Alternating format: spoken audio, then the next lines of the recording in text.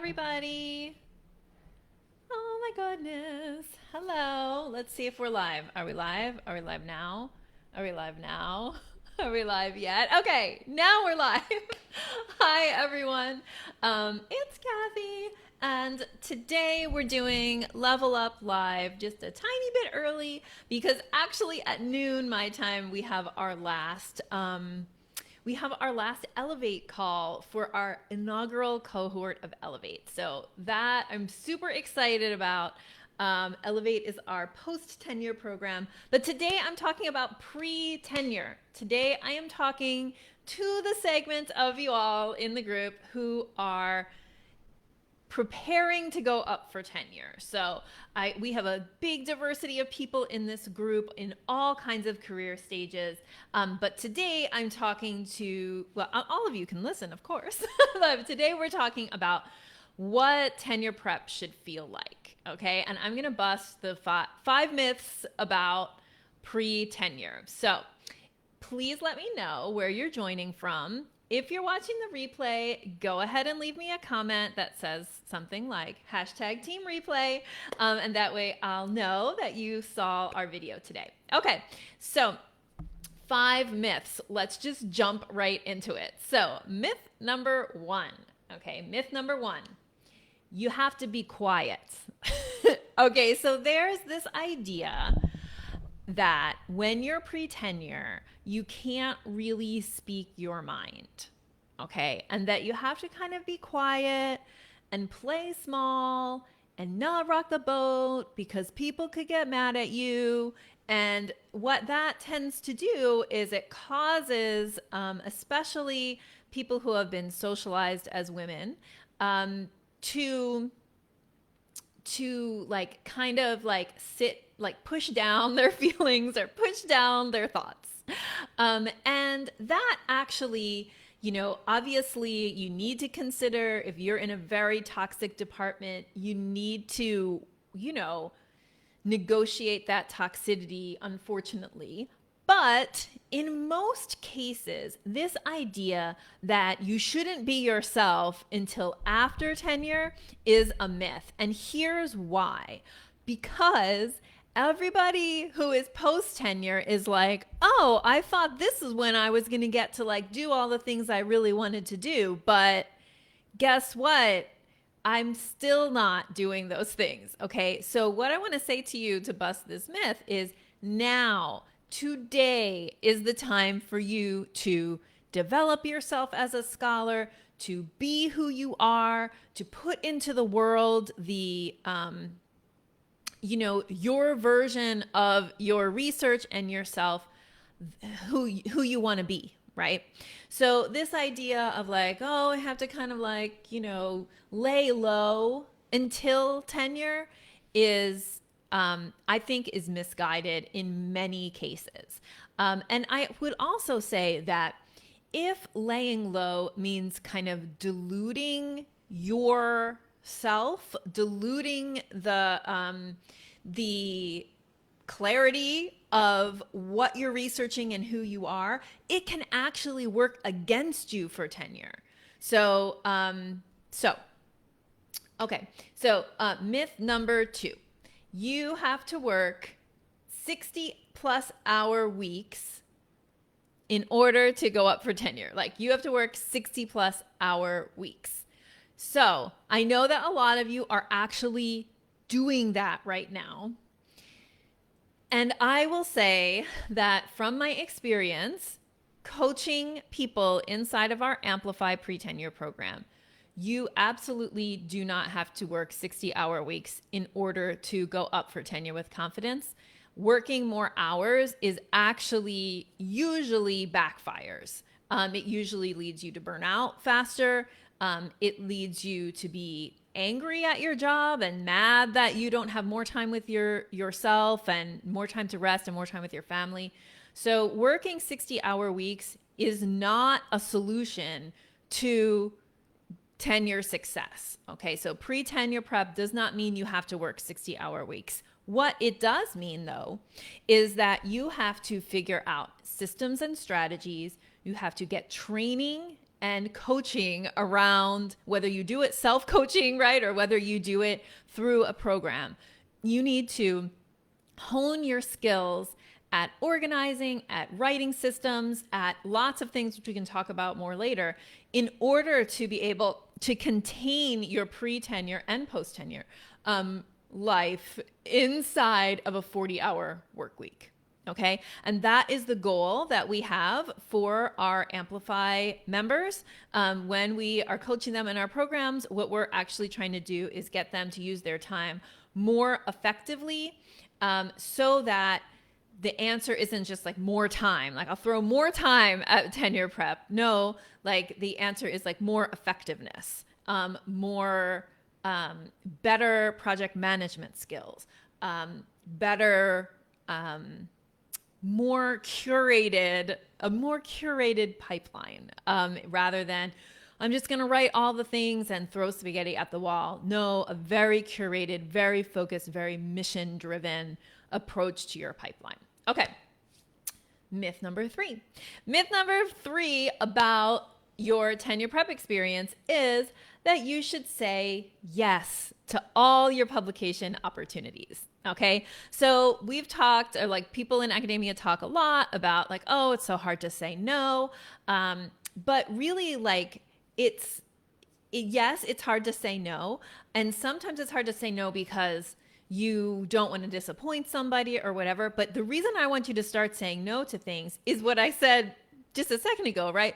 We want, especially when it comes to your pipeline, when it comes to publications, we want you to have a curated pipeline. So I've used this metaphor before, but if you've never heard me say it, a pipeline in itself is a metaphor, right? And when you think of a pipeline, you think of like, you turn on the water on this side, it flows through, and all the water that went in this end comes out the other end, okay?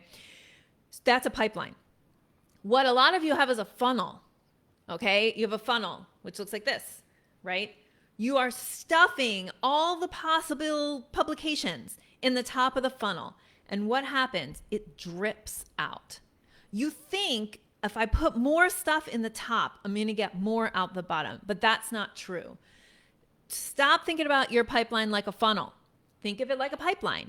Curate what goes in. Like make hard decisions about what you work on, because the more extraneous publications that are maybe not really on mission for you, or that aren't going to put you into the circles of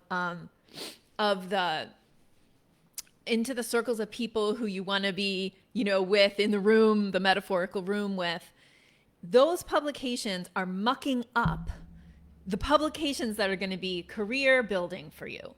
And so what you want to do is, instead of like, I'll write 10, I'm going to have 10 projects in some stage of writing. And because I think I'm going to get 10 projects out this year. Like, no, if you have 10 projects in the pipeline, you're going to still get 1 or 2 or 3 projects out, but it's going to take longer. It's going to be more stressful. You have everything that's in your pipeline takes up some amount of mental space. So instead, let's be really selective about what goes in the pipeline, what gets tabled till later. It's a curated collection of writing. And a lot of times, and I have to say, like, this idea of like, I need to say yes to all the possible publications is this, again, like this coming from a place of fear. It'll never be enough. For tenure, they won't tell me how much is enough. So, and if they tell me, I don't really believe them. So I'm scared. So I'm just going to write all the things. And again, that backfires. What happens is like, that is a completely understandable line of thought, but it doesn't have the result that you think it's going to have. Okay. Myth number 4 of the 5 myths. Everyone has it figured out except you.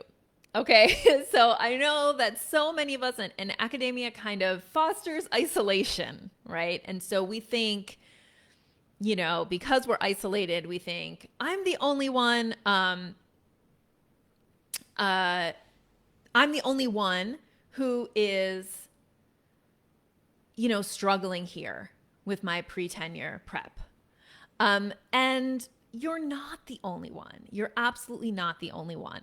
There are lots of people who are pre-tenure, and the process of from when you get the tenure track job, or really like when you graduate to when you get tenured, is a process of development. You're developing yourself as a scholar. Excuse me.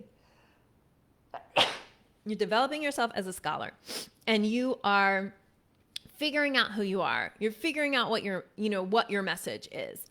And so everybody's doing that. That's the process. Like, that's what tenure prep is. It's what it should be, is your journey to figuring out who you are. So, not everybody has it figured out. Most people don't have it figured out. So I want you to rest assured that there are plenty of people who are figuring out, thank you, that are figuring out the pre-tenure thing. It is like, let me just like redefine pre-tenure for you. It is the process of figuring it out. So if you're looking around and you're like, why do those other people seem like they know what they're doing and I'm struggling? They don't. Like it might seem that way, but really like everyone is on this journey of discovery, which is what the pre-tenure process is. Now, how that journey of discovery feels, whether it feels very stressful or whether it feels like a process of becoming, has a lot to do with the amount of support you have and the kind of communities you're connected with throughout that pre-tenure process. And again, in our Amplify program, that's something that we are really looking to do. Amplify is a year-long program. It supports you through a whole year of pre-tenure prep. And then after that, you can renew, and there's incentives for renewing. So if you wanted to stay inside the program for the whole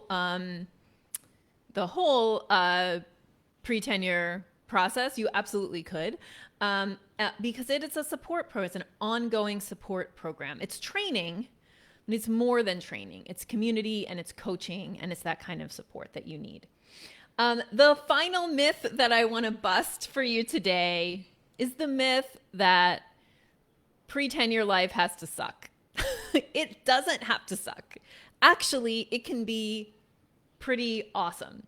And again, like if we focus on this idea of this, your process of becoming as a scholar, your process of development as a scholar, we want it to feel like inspirational. We want it to feel like I'm figuring out hard research questions. I'm mapping a plan of research and writing that makes sense as I go through my career. That's something that I can build on for years and years and feel happy and satisfied about. So it absolutely doesn't have to suck. It sucks way less when you have people supporting you. So whether that's through, friends that you have that you can connect with, people from your PhD cohort, or through a program like Amplify, like it doesn't have to suck. There are always going to be moments that suck, but there's ways to make those moments fewer and more far between and have support around them. And a lot of it has to do with just not feeling isolated and alone. So I hope that busting these 5 myths gave you a little bit of insight and maybe, let you hear things that that you needed to hear, like it doesn't have to suck. You don't have to work 60-hour weeks. You shouldn't say yes to everything. Not everybody has it figured out, and you don't have to be quiet, right? You don't have to sit down and not be yourself pre-tenure or not speak your mind pre-tenure. One of the things again that we talk about in Amplify is that is we give you support around these moments where you might be double guessing yourself about speaking out about something or about taking up a certain thing. We offer you, particularly through our mastermind calls, a way to vet ideas and work out like how should I approach this thing that's happening in my department with the support of other women who are in a similar place as you in your career. but who aren't mired in any politics of your department or anything like that. So if you are interested in learning more about our Amplify program, I encourage you to apply. So we have I have in the description of this video, I have a link to the application. So you will be able to talk to either Gina or Rocio or Latoya, one of our, enrollment specialists who will help you to decide whether the program is a good fit for you. So you will be hearing more about Amplify in the future, but I just wanted to come and tell you that it really is a program about doing pre-tenure prep differently and busting all those myths and saying, no, we're not going to do it like the bros and dudes do it. We're going to do it differently. We're going to do it in a way that makes sense for our lives and keeps us from burning out and helps us be successful, because you will be successful. All right. Have a wonderful day. Bye.